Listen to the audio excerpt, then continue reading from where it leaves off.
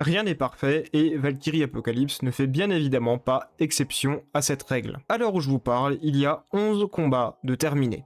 Autant dire, on est sur la fin du manga. Le 12e est, lui, encore en cours. Et comme je l'ai dit, aucun des combats n'est parfait. Je vous propose donc une rétrospective de chaque défaut des combats dans le manga et de comment on aurait pu améliorer ça. Le premier round est un cas assez particulier. En réalité, il réussit très bien son défi et ce pourquoi il a été créé, c'est-à-dire introduire le manga, la force des dieux, la problématique de l'histoire, les Valkyries et leurs pouvoirs. On pourrait presque se demander, est-ce que le combat est améliorable? Et du point de vue de l'introduction à mes yeux, pas vraiment. C'est une excellente introduction. Mais pour autant, là on va parler du combat en tant que tel, pas de l'introduction. Et il faut être honnête, le majeur souci du combat, c'est le manque de développement des deux personnages, parce que l'introduction prend toute la place. Je sais que le but c'est que le combat soit expédié assez vite pour qu'on montre l'écart de puissance exceptionnel entre humains et dieux, mais le problème, et on comprend vite quand on voit le spin-off de Lubu, c'est que ça a laissé au final assez peu de place aux combattants, et on aurait aimé en savoir un peu plus sur Lubu comme sur Thor. Par contre, je peux pas mettre le manque d'implication du lecteur comme un défaut, encore une fois, c'est le premier combat. C'est normal qu'on ne soit pas impliqué, il est là pour servir de mise en bouche. C'est une montée en puissance, donc normal qu'on se sente pas forcément investi. Le combat d'Adam, en revanche, et je l'aime toujours autant, je le trouve toujours aussi incroyable, y a aucun problème. Mais soyons honnêtes, le début est lent. Et en plus, il développe pas du tout Zeus, ça c'est un autre gros problème. Mais Adam, il arrive chapitre 8, le combat se termine chapitre 12. Et si je demande le chapitre dont tout le monde se souvient, c'est le chapitre 12, parce que tout se passe dans le chapitre 12. En fait, le gros souci de ce round, c'est littéralement son fonctionnement avant. C'est un combat en tour par tour. Zeus fait quelque chose, Adam copie et répond. Et progressivement, il y a une montée en puissance jusqu'à la forme d'Adamas de Zeus, et la fin du combat. Mais honnêtement, c'est limite si le combat n'aura pas pu durer un seul chapitre, le 12. Et même si le fonctionnement du combat en espèce de tour par tour est classique et que ça peut très bien marcher, ça me fait toujours un peu bizarre de voir que la majorité du combat, il n'y a pas grand chose si ce n'est Adam qui contre toutes les attaques de Zeus avant de voir Zeus devoir se donner à fond et prendre le combat au sérieux. Ça peut être vu comme un défaut et ça peut aussi être vu comme une qualité en vrai, hein. Ça montre à quel point Zeus ne prend pas le Ragnarok au sérieux, pour lui c'est un divertissement. Et à la fin du combat, il prend ça au sérieux. Mais quand bien même, le rythme du combat il a été vachement faussé à cause de ça. Et même si le final est incroyable, les chapitres précédents ils font pas le figure par rapport aux 12. Et surtout les combats étaient très bourrins. Et là on arrive au 3e round, et ça c'est vraiment le passage et le moment où les dessinateurs step up sur le dessin, et on le ressent. Si les premiers combats c'était du tour par tour, là on est sur quelque chose de nettement plus chorégraphié. On a un combat plus rythmé, mais sincèrement, moi c'est Poséidon qui me pose problème maintenant. Pourquoi il utilise pas l'eau? On le voit arriver dans l'arène, on le voit séparer l'eau en deux, on sait qu'il peut le faire. Pour ne jamais l'utiliser. Moi, je peux pas voir ça comme autre chose qu'une incohérence, premièrement, et surtout, c'est dommage. Est-ce que ma solution, ça serait seulement de faire en sorte que Poséidon se mette à se battre avec de l'eau? Oui et non, le plus gros problème du combat à mes yeux, et ça on pouvait pas y faire grand-chose, c'était à quel point l'issue était prévisible. L'humanité a déjà perdu les 2 premiers rounds, fallait bien qu'on gagne à un moment. Et autant le dire, quand Poséidon arrive, c'est un sacrifice de mec, hein. Ce qui fait que très vite, tous les aspects du combat, toute son écriture, tout le développement de Sasaki, t'as vraiment l'impression que Poséidon, parfois, c'est un peu un faire-valoir. Littéralement, tout sur ce mec, ça ressemble à une cible sur son dos. Et honnêtement, quand on prend un peu de recul sur la lecture et qu'on n'est pas à fond dedans, tu t'en doutes. Et ça peut s'avérer gênant. Parce que tout ce que Poséidon va faire, ça sera que vu et interprété comme un moyen d'améliorer Sasaki. Ce qui est assez frustrant quand même. Et ok, c'est un peu l'objectif du combat en même temps, mais il faut aussi comprendre que ça puisse gêner quelques lecteurs. C'est pas des défauts rédhibitoires, mais ça se comprend. Pour l'instant, chaque défaut que j'ai abordé, c'est des trucs qui sont clairement minimes, c'est pas rédhibitoire. Et la raison elle est simple, c'est que je trouve que la première partie du manga avait pas tant de défauts majeurs que ça, et il y avait pas tant de problèmes. Le combat entre Jack et Héraclès par exemple, je pourrais très bien pinailler, mais faut être honnête, en termes de combat pur et dur, c'est une des plus grandes réussites de toute la série. Décor incroyable, chorégraphie bien pensée, concept original, il y avait tout. Ça serait difficile pour moi de trouver un défaut au combat, ou même de le critiquer sans être de mauvaise foi. Outre les passages de Jack qui pour certains sont je trouve très cringe, vous savez que je déteste le cliché psycho. Héraclès qui est beaucoup trop bon et ça le mène à sa perte. Dans l'écriture globale, même avec ça, ça reste réussi. Et le 5e round suivait cette ligne directrice. sans doute la meilleure chorégraphie de combat du manga à mes yeux. Deux personnages qui sont super attachants pendant leur round. Franchement, la paire fonctionnait cruellement bien. Si le round a un défaut principal, bah c'est le fait qu'il soit coupé en deux à un moment à cause de l'intrigue entre Bouddha et Loki. De toute façon, Bouddha, il a droit à tout dans ce manga. Mais même avec ça de côté, le défaut de ce round, il réside dans autre chose. C'est pas le round en lui-même, c'est l'après-round. Et le problème, il est très simple, hein, c'est que Shiva est un mauvais personnage. Commencez pas à venir vous plaindre en commentaire, posons-nous 5 secondes.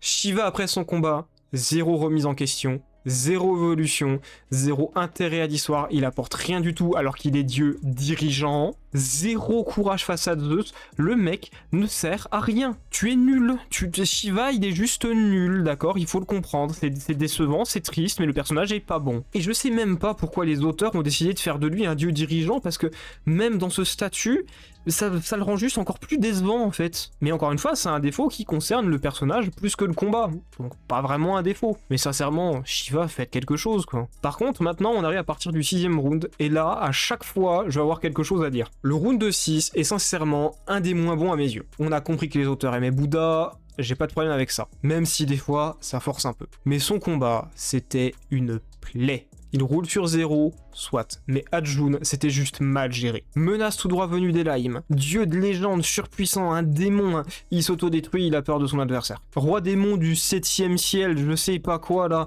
qui te sert uniquement à introduire Elaim, le tartare et la présence d'Hadès. Le mec a servi qu'à ça, hein. Vraiment, hein. C'est son intérêt dans l'histoire. Aucune profondeur, aucune écriture, aucun intérêt, juste le mec, il est arrivé pour dire « je suis fort », et servir à rien. Et c'est pas un problème, s'il avait été menaçant. L'association de menaces, tu l'as 23 secondes environ, jusqu'à ce que Bouddha comprenne qu'il puisse faire un revolund, et qu'il lui roule dessus. Soit on gardait 0 jusqu'au bout, soit on partait sur Arjun dès le début.